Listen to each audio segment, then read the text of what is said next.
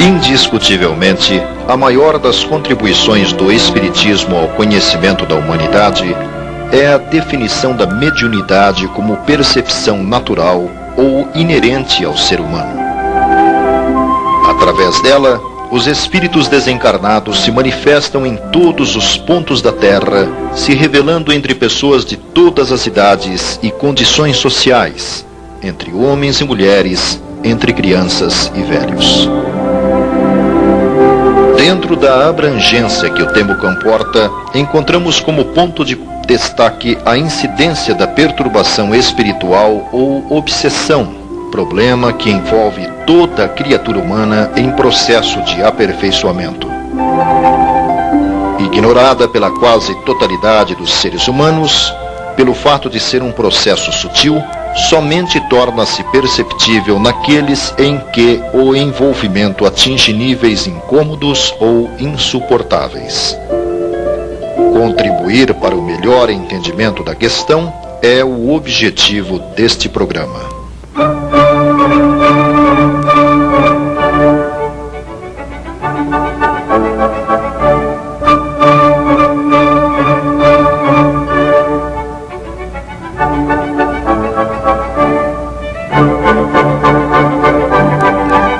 O Evangelho de Marcos, em seu capítulo 1, versículos 21 a 27 e capítulo 9, versículos 13 a 28 e 32 a 34, o de Mateus, capítulo 12, versículos 22 a 28 e de Lucas, capítulo 8, versículo 30, contém as mais antigas referências que se conhece de casos de perturbação espiritual. Nelas, conta-se que em suas peregrinações anunciando a Boa Nova, Jesus teria operado a cura a vários casos de possessão ou influência espiritual.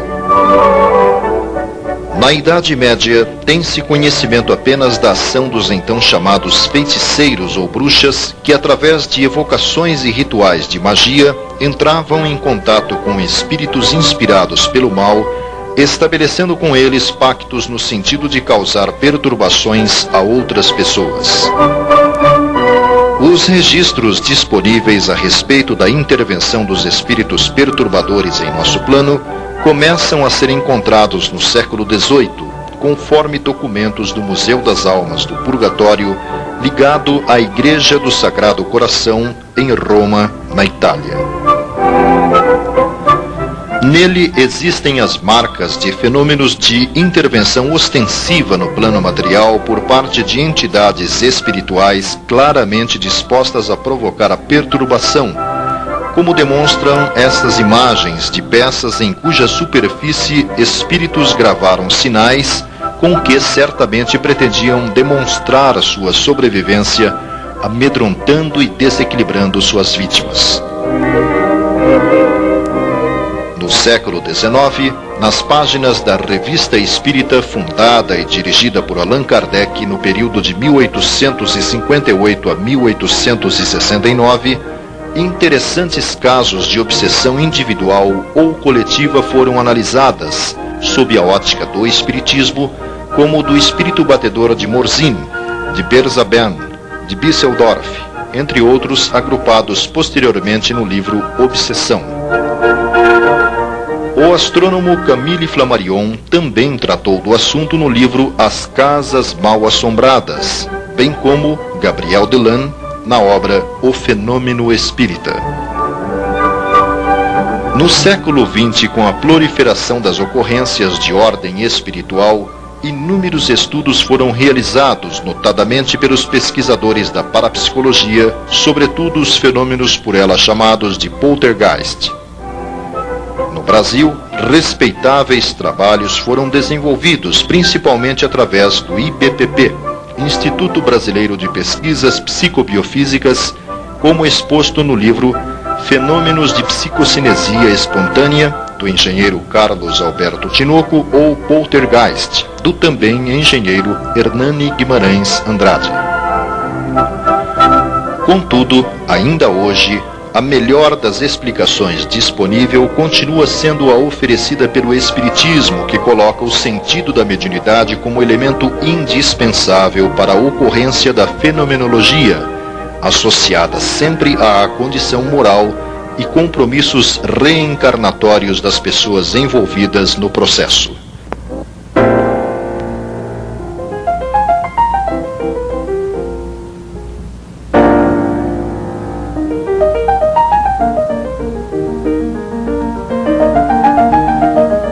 Allan Kardec define obsessão como a ação persistente que um espírito mau exerce sobre um indivíduo. Apresenta, segundo ele, caracteres muito diferentes, desde a simples influência moral, sem sinais exteriores visíveis, até a perturbação do organismo e das faculdades mentais. É problema de mente a mente ou de mentes para outra mente, e, consequentemente, uma questão de atitudes mutuamente assumidas. Exemplificando, o professor José Herculano Pires diz que a obsessão é a infestação da alma, semelhante à infecção do corpo carnal, produzida por vírus e bactérias. A ligação mental se estabelece de maneira imperceptível. Pessoas demasiadamente sensíveis, predispostas a serem sugestionadas, em qualquer campo, tornam-se presas fáceis de entidades que se lhe afinizam, acabando por levá-las à perturbação psíquica e mental. Manias, tiques, ojerizas, escrúpulos exagerados e ridículos, às vezes apenas levemente perceptíveis em criaturas humanas, são lentamente levadas ao máximo pela ação dos obsessores. Em O Livro dos Médiuns, Kardec classifica genericamente a obsessão em 3 tipos: simples, fascinação e subjugação. O grau de constrangimento e a natureza dos efeitos que a influência negativa dos espíritos desencarnados produz marcam a diferença entre os 3 níveis. Na obsessão simples, observam-se perturbações mentais e alterações de comportamento sem muita gravidade. A obsessão simples pode se instalar a partir daqueles comentários maliciosos que façamos a respeito de pessoas ou situações, na incontrolável vontade de ingerir os chamados inofensivos aperitivos, quando se exagera no consumo dos cigarros ou remédios, na vivência extravagante dos assuntos e ações ligadas ao sexo, na supervalorização dos fracassos e derrotas, no automatismo das explosões de irritação e cólera. Desse ponto para a concretização da simbiose entre o espírito obsessor e a criatura é um passo. Na fascinação, nota-se certo domínio do corpo, produzindo-lhe os chamados tiques nervosos e sujeitando-o a atitudes ridículas em público. É uma espécie de ilusão, produzida ora pela ação direta de um espírito estranho, ora por seus raciocínios capciosos. Esta ilusão produz um engano sobre questões fáceis, falseia o julgamento e leva o indivíduo a interpretar o mal pelo bem, tomando decisões frequentemente absurdas e comprometedoras que, por uma espécie de ilusão, julgará sensatas. Nesse campo, podemos enquadrar muitos casos de homicídios, crimes passionais, agressões físicas. Como exemplo, temos o caso de um jovem do interior de São Paulo que começou a sentir fortes dores num dos lados do pescoço, sofrendo uma gradual pressão para o lado direito. Ao ser fotografado, a imagem revelou a presença de uma entidade espiritual ligada a ele, o que presumivelmente causava-lhe as incômodas sensações. Incluem-se também muitos casos de impulsos suicidas, como podemos constatar pesquisando os livros Memórias de um Suicida e Sublimação, contendo relatos de espíritos que os transmitiram pela médium Ivone Pereira. Na mesma situação, podemos enquadrar um cidadão do interior de Goiás, que ao ver esta foto com que pretendia registrar seu segundo casamento, confessou ter cometido ocultamente um homicídio contra a primeira esposa, presente horizontalmente na imagem e uma filha, apesar de haver simulado ter sido abandonado por elas. Já na subjugação, instalou-se o domínio hipnótico do corpo e alma, através de um processo de fascinação que deforma a personalidade.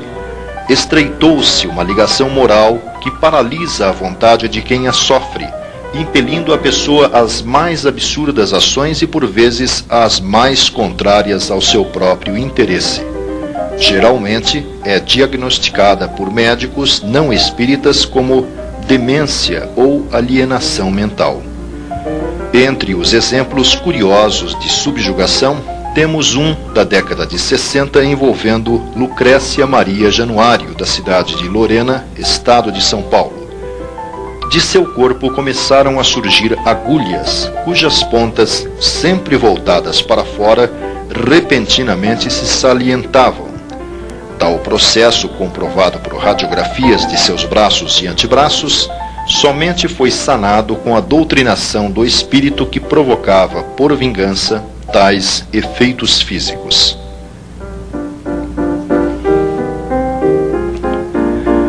Evidente que fica difícil estabelecer-se um divisor entre diferentes níveis, principalmente pelo fato de que um estágio é resultado da evolução do outro. Tudo começa pela obsessão simples, degenera para a fascinação e culmina na subjugação, podendo projetar seu portador aos quadros patológicos da loucura. Médicos estudaram o problema, como o doutor Adolfo Bezerra de Menezes Cavalcante, que descreveu suas conclusões no livro A Loucura sob Novo Prisma, ou o psiquiatra Inácio Ferreira, que por vários anos acompanhou casos no Sanatório Espírita de Uberaba, publicando o resultado do trabalho na obra Novos Rumos à Medicina, bem como demonstrando a ligação entre obsessão e reencarnação em A Psiquiatria em Face da Reencarnação.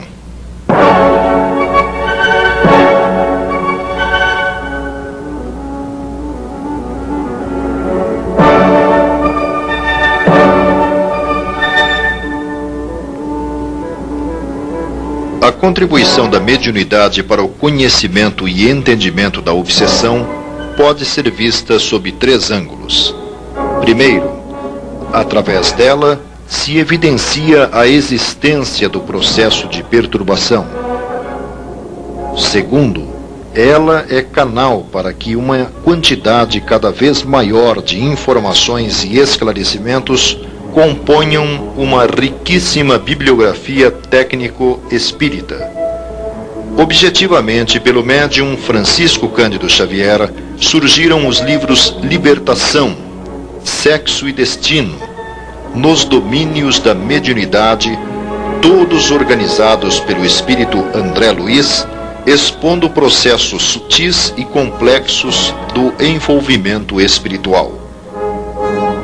A médium Ivone Pereira legou-nos importantes contribuições como Dramas da Obsessão e a série iniciada com Nas Voragens do Pecado, desdobrada em O Drama da Bretanha e O Cavaleiro de Lumières. Merecem ser conhecidos também os trabalhos do espírito Manuel Filomeno de Miranda, transmitidos ao médium Divaldo Pereira Franco, composto dos livros Nas Fronteiras da Loucura, Painéis da Obsessão, Grilhões Partidos, Tramas do Destino e Loucura e Obsessão. E terceiro, a mediunidade é recurso fundamental na terapia desobsessiva, seja através da aplicação do passe, seja da manifestação da entidade desequilibrada, o que permite a palavra de esclarecimento e conforto aos espíritos envolvidos no problema.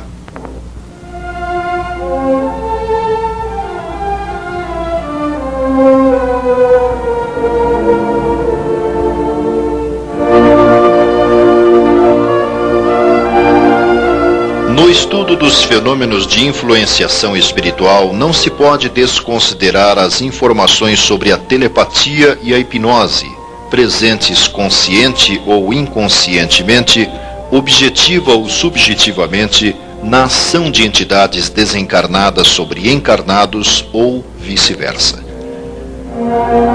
Segundo Allan Kardec, assim como as doenças são resultado das imperfeições físicas que tornam o corpo acessível às influências perniciosas do exterior, a obsessão é sempre o resultado de uma imperfeição moral que dá acesso a um mau espírito.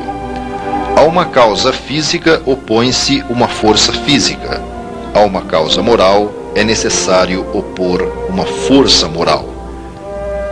Para garantir-se contra a obsessão, é necessário fortificar a alma. O obsediado precisa trabalhar pela sua própria melhoria, o que, na maioria das vezes, é suficiente para livrá-lo do obsessor, sem socorrer-se de outras pessoas. Contudo, a experiência revela que no tratamento da obsessão faz-se necessário: primeiro, o esclarecimento do envolvido no processo. Disse o Mestre Jesus: conhecereis a verdade, e a verdade vos fará livres. Comenta o Espírito André Luiz: não existe trabalho desobsessivo sem reajuste da emoção e da ideia, porquanto todos os processos educativos e reeducativos da alma se articulam de início no pensamento. Segundo, na medida do possível, obter-se a cooperação do envolvido na reformulação da própria atitude mental e na evangelização pessoal. Lembra Emmanuel que, como no caso da receita formulada pelo médico, a lição do Evangelho consola e esclarece, encoraja e honra aqueles que a recebem, mas, se não for usada, não adianta. Terceiro, recebimento de passes durante certo período. E quarto, submeter-se o envolvido a um tratamento de desobsessão em centro espírita de sua confiança. Na tarefa preventiva ou curativa da obsessão, Chico Xavier, lembrando seu orientador espiritual, diz que ele o habituou a 2 métodos de libertação gradativa. O primeiro é a oração, pela qual nos lembramos de Deus, e o segundo é o serviço, pelo qual nos esquecemos de nós. Concluindo, o próprio instrutor espiritual Emmanuel diz que, se nos decidimos efetivamente a imunizar o coração contra as influências do mal, é necessário nos convencermos que não basta pedir aos céus, através da oração, para que baixem à terra, mas também cooperar através do serviço ao próximo para que a terra se eleve igualmente para os céus. E acrescenta: disse-nos o Senhor: batei e abrir-se-vos-á, pedi e obtereis. Esse mesmo princípio governa o campo das vibrações. Insiste no bem e o bem te garantirá.